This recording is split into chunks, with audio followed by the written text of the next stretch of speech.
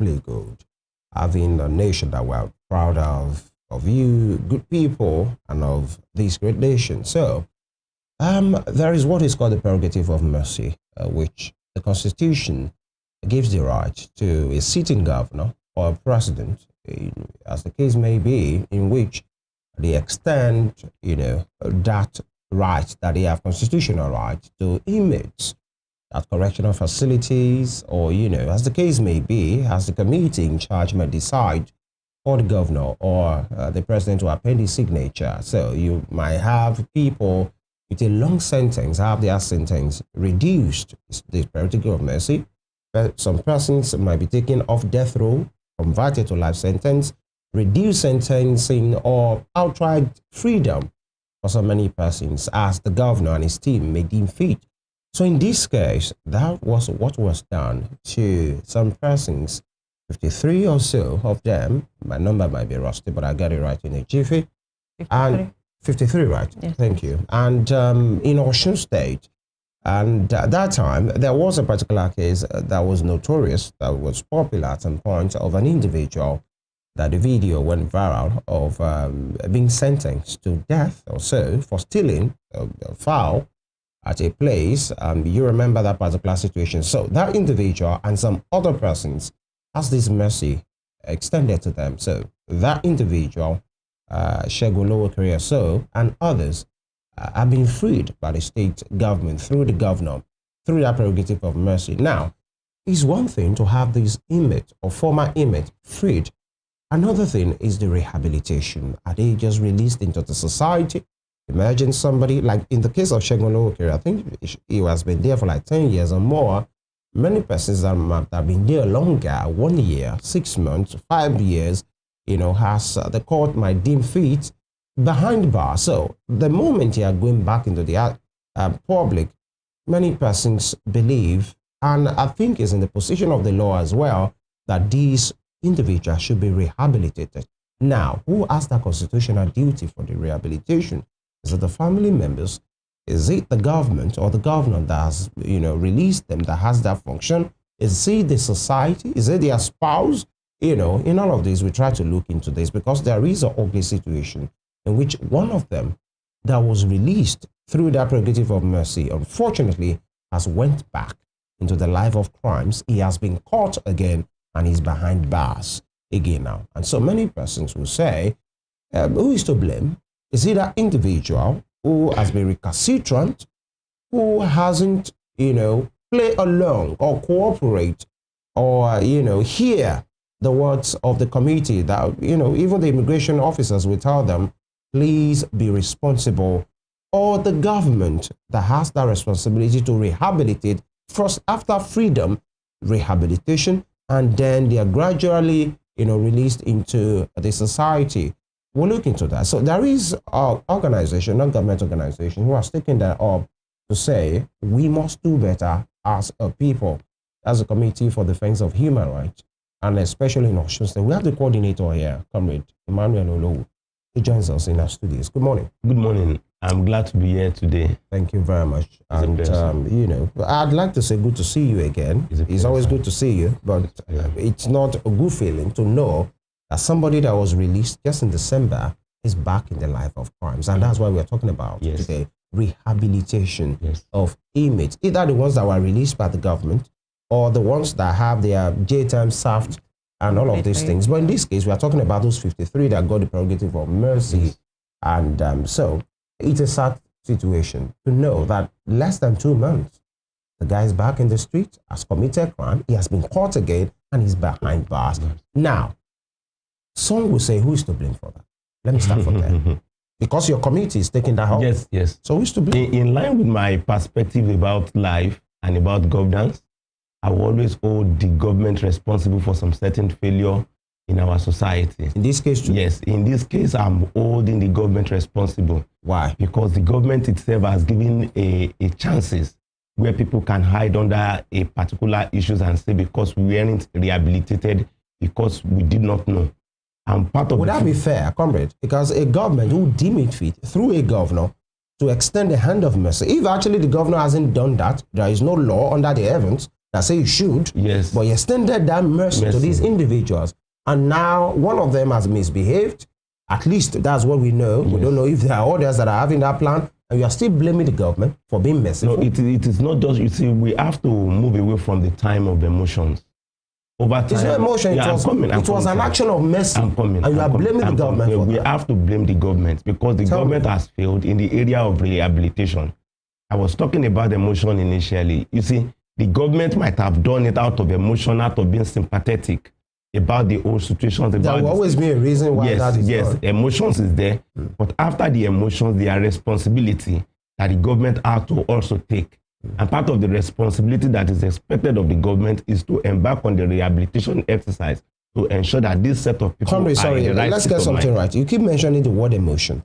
Prerogative of mercy or pardoning of inmates is constitutional. Yes. So why are you talking about emotion? Let me come like this. Yeah. Despite the fact that it is a constitutional right, that is what is called the Advisory Council on State of Prerogative Mercy. Yes, they are the one who recommends. It is a committee that recommends. Yeah. Check it. So what I'm trying to say next is that even if the governor is intending to do it, and the advisory and the advisory council does not advise, does not give recommendation, though the governor also has nothing to do or the president has nothing to do about it. So what I'm trying to say that it is a process. Yeah, okay. Now the process is that the advisory council gives recommendation, and when the recommendation is there, and I believe that the advisory council themselves should know that after the rehabilitation, after the prerogative of mercy, what comes next should be the rehabilitation of those inmates that will be pushed into the society. Okay. Now, I'm saying that the government should be blamed because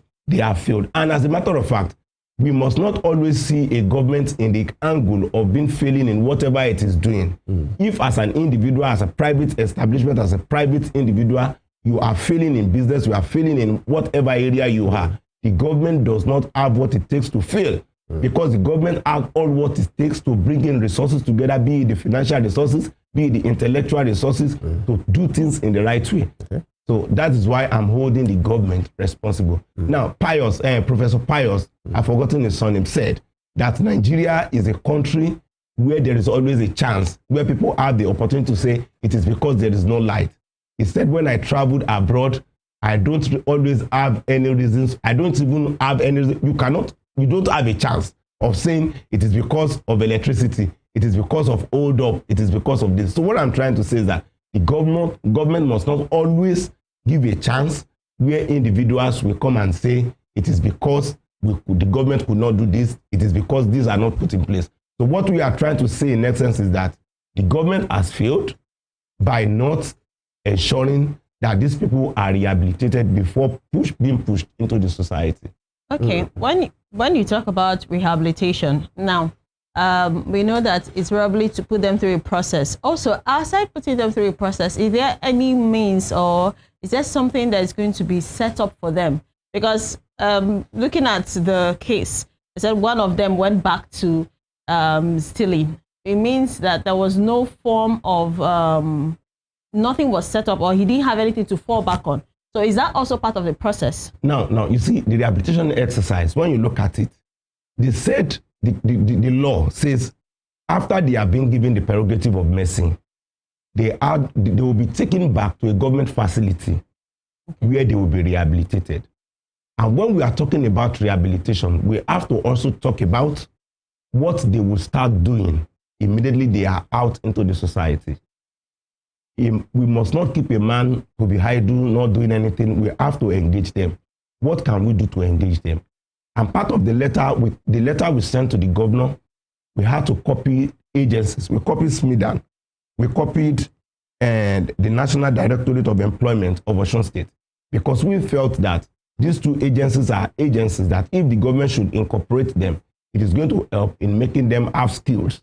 And after having that skills, the next option is that the government should also look at it.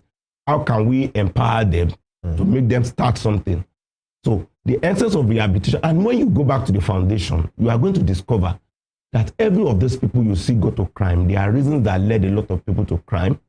Maybe it's as a result. When you look at it critically, you discover that as a result of broken homes, a lot of people could not get the right moral training as a result of broken home, then why do we have the broken home in the first place?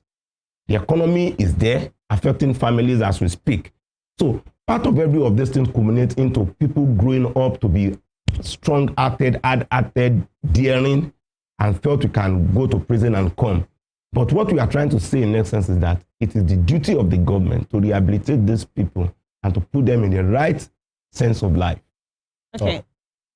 So what's going to happen to this particular individual that has gone astray? Now, the fact is that he is presently behind bars. Okay. This case has been adjourned to probably, is it May 3rd? I don't know. It seems it's May 3rd. So he is going to... When was he arrested? He was arrested. I was informed that he was arrested by the Dugbe Police Division in Oshogbo. He was arrested because he burgled into a room, it seems around the Ludun axis. He burgled into a building and he was arrested. And he was arraigned at the magistrate court in Oshogbo. So he's presently behind bars. So I think the process, but he pleaded not guilty. So the fact is that the process is going to continue to be brought to court, and at the end of the day, the magistrate is going to pass his judgment on him. Okay. With all we've said or we've talked about now, saying that there was no rehabilitation for them, isn't that would that somehow help him or exonerate him from this crime? No. You see, in law, that does not exonerate him. When a crime is committed, it is committed, and somebody will have to pay for it. Even if since he has fallen into the crime, he is a victim of it, and he has to face it. So crime mustn't be committed. When it is committed, somebody has to face the music. The committer has to face the music, and that is what is... Constitutionally speaking, the prerogative of mercy is granted to the president under Section 175 of the 1999 Constitution and to governors under Section 212 of the same Constitution, and is exercised through an advisory council. On the prerogative of mercy, the advisory council considers each application on its individual merits. Now, this has been done now. Some questions, Comrade No, is the government has exercised a constitutional right in this case. In this case, it's Governor Ademola Adeleke of Osun State. Is there a constitutional duty for the governor or his advisory council to rehabilitate? I'm not a lawyer. I'm not sure you are. But is there a constitutional duty where it is stipulated that an advisory council or the governor has a duty to rehabilitate?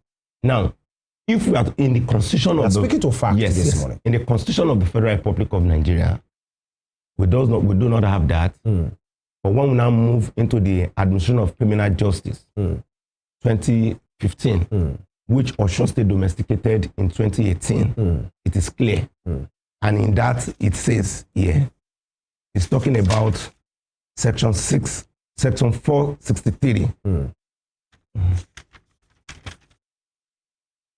Establishment of the court may direct release of prisoners before completion of sentence. When you look at Section 463, where the controller of general of prison makes a report to the court recommending a prisoner sentence and serving his sentence in prison is of good behavior as served. So I will not take our time. Let us now look to 2. A prisoner released under subsection 1 of this section shall undergo a rehabilitation program in a government facility or any other appropriate facility to enable him to be properly integrated into the society. Now, when you look at the administration of criminal justice law, please read that again. Now, administration of criminal justice law. Yeah, just that part that you read. Yeah. Section 2, subsection 2. A prisoner released under subsection 1. What is in subsection 1? Where the controller general of prison makes a report to the court recommending that a prisoner sentenced and serving his sentence and serving his sentence in prison is of good behavior. Now, it now goes further in that section 2. A prisoner released under subsection 1 of this section shall undergo a rehabilitation program. Shall. That's the word I'm looking for. Yes. May or shall. Undergo. Okay. Shall undergo a rehabilitation program in a government facility or any other appropriate facility to be enabled to enable him to be properly integrated into the society. Now, this is what I'm trying to, this is not court, and so we are not at someone here. The thing is, the prisoner release, the inmate release shall undergo rehabilitation. Yes. But it wasn't stated there. Now, let us now move to subsection 3. Subsection 3. Yeah, please. The Controller General, yes, the Controller General of Prison shall make adequate arrangements, including budgetary provision for the facility. Now, when you look at that section 3, it's telling us about the Controller General of Prison. Now, when we are not talking about Osun State, who is the Controller General of Prison in Osun State? The Controller is the head of the prisons in Osun State. He is the one to present the budget to the advisory committee. And as a matter of fact, the Controller of Prison of a state is a part of the advisory committee. Yeah. Is a part of the advisory council of state on prerogative government. It's a member. So part of what is expected of that committee was for them to have presented the budget for that. Sorry, in this case, you're already mixing it up. Sorry, okay. And I want to explain. The Controller General has a duty to make this provision, budgetary provision, to, the government, right? Yes. But in this case, you are trying to ram the Controller General together with the Advisory Council. The law is talking about the Controller General. And in this case, when we started, you are blaming the government. In this case, Adeleke for that. They have no blame on this. No. According to this rule. No. According to this, they have a blame. How? The state government. I'm coming. Who is the person that set up the advisory council on state of prerogative of mercy? It is the governor of each state that set it up. The president set it up. So if I'm the governor of Osun State and I'm setting up a committee, I have power over that committee and I have duties and responsibilities over that committee. And part of those that makes up that committee, the Attorney General of the state is a part of the committee, the Chief Judge is a part of the committee. The Controller of Prisons of each state is also a part of that committee. And part of it, the position of the law is that they are to be rehabilitated. I understand what you're saying, but you can't add to the law. Yes. You can't remove from the law. Yes. Yeah. This place is talking about the Controller General as an individual. Yes. Has a responsibility for that provision. But you are saying because he is also part of the Advisory Council, then the Advisory Council is faulty. This case is talking about an individual. No. So why are you ramming the state government into it? When you are a part of a committee, somebody is the Controller General of Prison. He has a duty as part of the committee. And part of the mandate. Part of the mandate. Let me go back a bit. I'm not sure we have that time. I'm coming. Let's go to other things. The Lagos State. Let me tell you what happens in Lagos State. Right. The Lagos State under Sanwo-Olu set up an advisory council of that nature. And what the advisory council did, according to the document I have here, says they have to first and foremost draw out the modalities. And they state the modalities for it. And in the clause and in the document they used, they made provisions for the rehabilitation of those prisoners. And what did they do? I assume that the state government of Lagos also thought that we cannot embark on rehabilitation. And part of the clause of what they did in that document, in the document before me, is that they requested that two members of the inmates that is enjoying the prerogative of mercy, the members of families who felt that they have the ability to embark on such rehabilitation, they release them to him or her to them. But when you look at the process and the information around since December 23rd till date, we never had any of such. And as a matter of fact, this document that I'm talking about here was Googled. It was on Google. When I Googled it, I saw it and I printed it. But the fact of the matter is that in Osun State, there is nothing like that, because after Googling and serious Googling, we couldn't find it. And as a matter of fact, when we wrote this letter, we also copied the Advisory Council. And when we took the letter to the Ministry of Justice, we were told that the committee has been dissolved. that it has been dissolved. So we couldn't. After that prerogative Prerogative of mercy, they told us. Who told you? The secretary that attended to us when we were asking him that where is the office. At which ministry? At the Ministry of Justice, Osun State. Okay. When we asked him that, where are we to submit the letter to the advisory on state on prerogative mercy, said the committee has been dissolved. So the question is that, without missing word, the fact is that those who are released required to be rehabilitated. Okay. And who is to do that? Okay, so you are blaming the blame on who now? On the government. Which government? The government of Adeleke. Adeleke gave the prerogative of mercy. And after giving the prerogative of mercy, Adeleke set up the advisory committee on prerogative of mercy. So if I'm setting up it didn't rehabilitate. It did not rehabilitate. That's my committee's grounds. Yes. Okay, quickly, because of time now. Have you written to the government? Yes, we wrote a letter to the governor directly, and in that letter we copied the Attorney General of Osun State, we copied the Chief Judge of Osun State, the Controller of Nigerian Correctional Service, Osun State Command, National Directorate of Employment, Osun State, Small and Medium Enterprises Development Agency in Nigeria. Have you gotten a response from any of them? We haven't. Okay. When was this letter written? We submitted this letter on the 6th of January. On the 6th of January, we submitted the letter on the 6th of January 2025. 2 weeks ago. Yeah. Yes, 2 weeks ago. So we have not had. Now, you have been blaming everybody. In this case, the Controller General, the Osun State government, the Advisory Council, for this unfortunate development that we have right now, and maybe others that might still come, hopefully not. How about the individual? You have exonerated the suspect from this case. Whatever he has done is because the economy is bad. Whatever he has done is because he hasn't gone through training. Whatever he's done is because the society have been hostile to him. You are talking about an adult here. I don't understand. No. You have not talked about the person who went into crime after having a second chance. The point of discussion now, today, is based on the issue of the prerogative of mercy. We can't cherry. I'm coming. The conversation must be wholesome. I'm coming. If somebody has misbehaved, you are blaming everybody, but not the individual. I'm coming. The point of discussion now is based on the issue of the prerogative of mercy. I agree. And the question you asked me is in relation to the fact that who is to be blamed as a result of the crime committed that led to it. In your words, you are I'm coming. How about the individual? And in my presentation, I also talked about the challenges of the broader society. And let me quickly take you back. Let me quickly take you back to the act that established the correctional service. For us to know that our institutions are not working properly. I get all of these things you are saying. We have to move. We have less than 10, 15 in line, minutes. You see, in line with what the Correctional Center Act, Correctional Service Act states is that within the correctional service, there must be establishment that is to rehabilitate prisoners before they leave. But the question is that in Nigeria today, do we have it?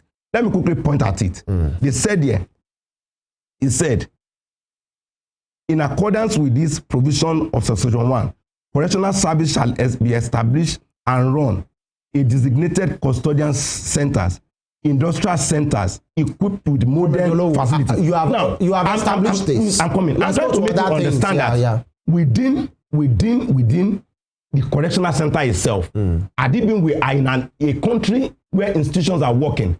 Every of our correctional centers should have an industrial capacity industries where people will have been trained and rehabilitated. But in Nigerian correctional service centers, do we have that? All right. So my point is that the government has failed the Nigerian people. The government has failed the people seriously. And that is why we are having this number of crime that is going on. That's my point. Okay. I'll just ask you one question before I go to the other one. Okay. These other 52 people that you are clamoring for them to rehabilitate, where are they? Wow. Actually, they are back to their various homes. Okay. And part of what we intend to do is for us, we are presently looking at a particular organization that its focus area is rehabilitation. So probably before this week's run, we'll definitely meet with them to also discuss with them. So if the government is not responsive about some certain things, if there are private organizations, NGOs who can, we'll definitely meet with them to ensure they are presently in their various homes. Okay. So they are presently, like, I'll come from where Femi was coming from too. Now, you're talking about the economy, that the economy is to blame. Fine, we have lots of lapses in the economy, yes. Yes. But the individual cannot be exonerated. Yes. So for him to have gone, you know, I like the fact that the law says he's going to stand or he's going to bear whatever he has done. Yes. Yes. So for him to have gone there, isn't it something that he was planning even while he was there? Do you think rehabilitation can actually do something for this person? No. Rehabilitation can. Rehabilitation can. I had the privilege of meeting a boy. The mother brought him to me and said he's drinking and he wants to even disown the child. He came, I said, bring the child. The guy was putting on deadlock. And after one-on-one discussion like this, I told the child, today we are cutting this hair. And the mother looked at me and said, how possible is that? And the guy stood up and went to the next barber shop and we cut off the hair. So when we are talking about rehabilitation, when you counsel people, when you sit down with them one-on-one, to hear their feelings, to hear their side, then what do you want? And you walk around that direction. Most of the times it's not something too much. It's just about the ability to talk, to make them talk and make them see reasons. So to me as a person, it's when we are talking about rehabilitation, counseling is going to take a larger part of it. I was going to ask that, like, how much time are we looking at here? And see, if you want to rehabilitate these people, it's just a timeline of at most 6 months. There are some little skills that can be done. Let me tell you something. So the rehabilitation is about empowering them. You see, the rehabilitation not is working on their psyche. You work on their psyche. Okay. By counseling, by discussions like this. When you have this one-on-one discussion with them to identify what their problem is, why are they going into crime? Some set of people decide to go into crime because of vengeance. That I want to take vengeance and I'm ready to go back there. Some set of people, it is basically because of their economic life. Some set of people, it is because of what does not make a meaning. So some set of people will even say, I want to go to crime because I want to embarrass my parents. So it is just about a one-on-one discussions like this. When you have discussions with them, you now look at it, what can you do? Those who do not have anything to do. If I'm important here, are you sure there wasn't that process at any point? Are you sure that didn't happen? Rehabilitation, yes, in Osun State. Rehabilitation did not happen. So these individuals, it did not happen. Now another question is this, because we're rounding off. If 53 persons were released and 52 of them, as of now, have not gone, assuming have not gone into crimes, have not been arrested, and only an individual went back, would that be a problem of rehabilitation? 53 were released, 52 are still doing well, so to speak. One has gone back to crime. So is that really about rehabilitation? No, a recalcitrant fellow? No, I know fully well they are institutional failure. Yes, I agreed. Yes. Established. Yes. But how about the individual who has chose to go back to the life of crime? No. Why 52 others haven't done that? No. We don't know the mind of the remaining 52. We can. We don't. We are not clairvoyant. Yes. We will never know. We don't know their mind. Yeah. But I think what happens to Omishakin Sunday will send a signal. The name of the individual. Yes. Okay. We send a signal to any one of them who might be intending to go back to crime that when you are caught, you are returning back to face your charges. And you will bear the consequence. Yes. He will bear the consequence. He will bear the consequence. But the fact of the matter is, the place of rehabilitation shouldn't be taken away. Okay, sorry to ask, let me cut in now because we don't have time. This rehabilitation, what are the grounds you use to know that this person has actually gotten what you are looking out for? And if the person hasn't gotten it, is there an extension of the rehabilitation process? You see, what people need to survive, like I've always been saying, are things that are not much. I was googling yesterday night and I saw an organization at Kirikiri prison embarked on the kind of rehabilitation programs within the prison, and they were teaching them how to make paint. And after teaching them how to make it, the inmates were also responding and telling them and saying their success story about what the organization has done.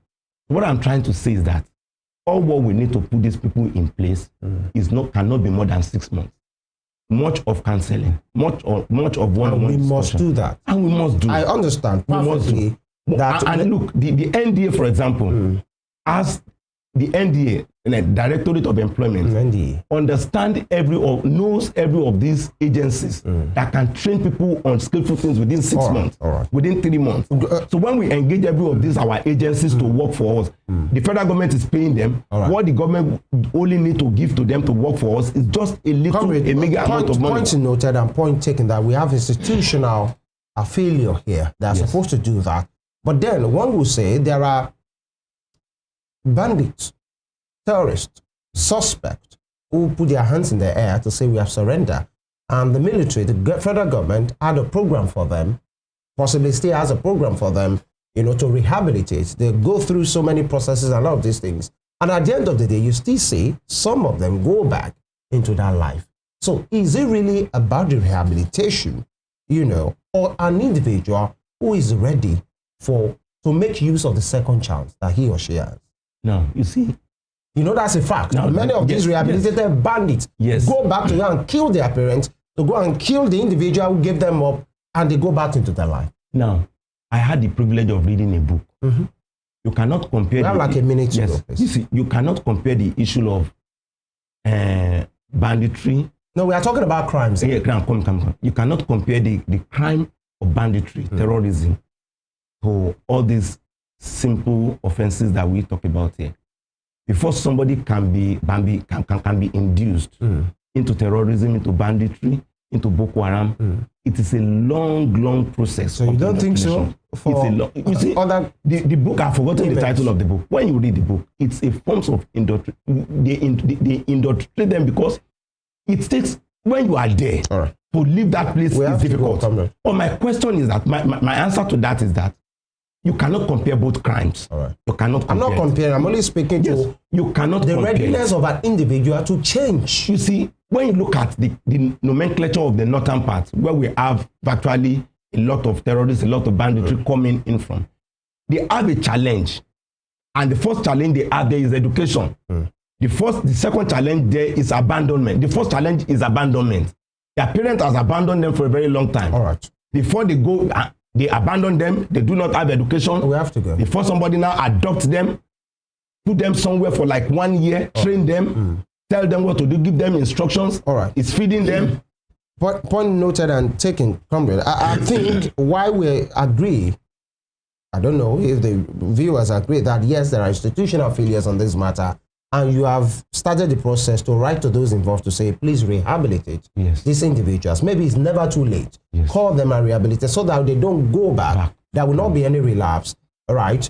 Some will say, and I want us to be very careful, so that we don't explain it away, that everybody can be blamed. If you want to live a life of crime, you are free to live a life of crime because your economy is bad, because your government is bad, because your family doesn't care for you. No, you don't do that. You are responsible for your actions. So that we made the point clear. And that is why Omishakin Sunday is now responsible for the crime he had committed. And all that should take a cue from that. And the people responsible at government levels should please take action. Thank you very much. I'll be speaking with Emmanuel Olowo, the state coordinator for the Committee for the Defense of Human Rights, speaking on the need for urgent rehabilitation of every inmate, but in this case, the 52 persons that were released, because 53 were released, one of them has relapsed. So the 52 are at danger of relapsing, but we hope that will not happen.